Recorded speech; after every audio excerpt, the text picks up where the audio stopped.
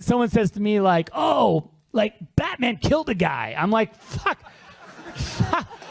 really?"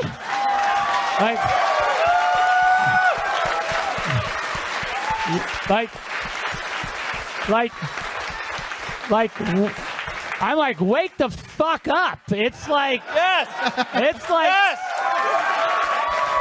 That's all. This isn't that big of a hot take, I promise. Zack Snyder recently came to the defense of his take on Batman in Batman vs Superman. Zack Snyder won't be the first or the last filmmaker to defend a take on a character. And to be fair to Zack Snyder, he does have a big enough audience to not be completely written off. Zack Snyder's problem is a lack of awareness when making a film.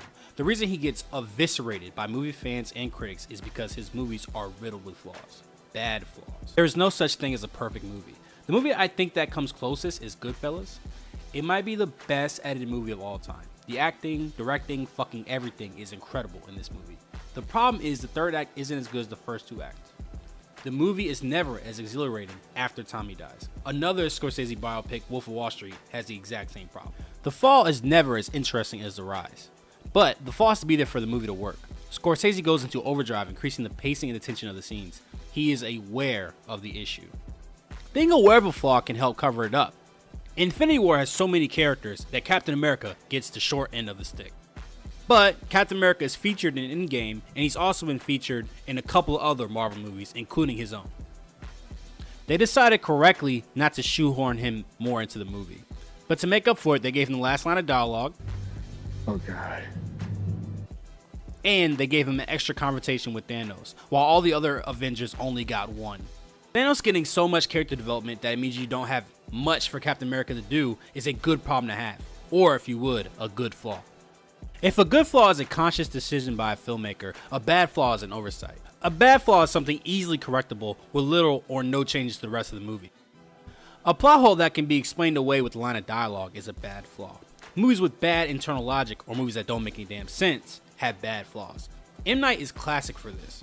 One perfect example is the aliens and signs being allergic to water, which is fucking stupid. I'm not going to beat a dead horse. It can also be the result of a rushed writing process. David Ayer had 6 weeks to write Suicide Squad, which resulted in a lot of oversights and underdeveloped villain and plot. A good flaw is something someone will bring up, but at one point might say, I understand why. For instance, I wish there was more Killmonger in Black Panther, but I understand why there wasn't more of him. A bad flaw, you might say, the fuck was that? For instance, why would aliens come to Earth if they're allergic to water? The fuck was that? So back to Zack Snyder and his take on Batman and Superman. Now my problem, and I feel like a lot of people's problem, is not that Batman kills. It's that he straight up murders people. It's not self-defense or in the defense of others, it's just murder. Which is in line with the character in the DC universe who had lost everything and lost his way. The problem is that the rest of the movie doesn't account for that. A simple, explicit line of dialogue would have fixed this. Even after the Martha moment where he supposedly redeems himself, he still pretty much murders people, so it doesn't really work. Zack Snyder doesn't see it as a flaw that Batman kills, so he doesn't take it into consideration what that would mean. I have the same problem with Superman killing Zod. The movie doesn't build up to it. A few lines of dialogue of Lois asking Clark on how he plans to stop Zod, and Clark not knowing the answer would have made the payoff so much better.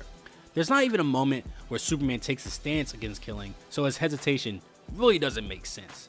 This isn't people being too precious with their favorite characters, it's basic setup and payoff mechanics. Your typical savvy moviegoer understands this, but Zack Snyder doesn't. Say what you will about Zack Snyder. He's not a good director, and believe me, that video is coming. He is not a cerebral director. He has big ideas without the talent to execute them. And if you want a story that's coherent, a movie with consistent logic or characters that have digestible motivations, then go fuck yourself. And after 3 mediocre movies, he's learned nothing. It's not his fault his movies stink, it's yours. Good filmmakers typically have good flaws. David Fincher doesn't have any glaring holes in his movies. Contrary to popular belief, film audiences are getting smarter and smarter every day. It doesn't take film school anymore, and probably never did, to know when the movie you are watching didn't go through enough rewrites. And until some directors become more aware of the flaws in their movies, they'll continue to have a disconnect with their audience.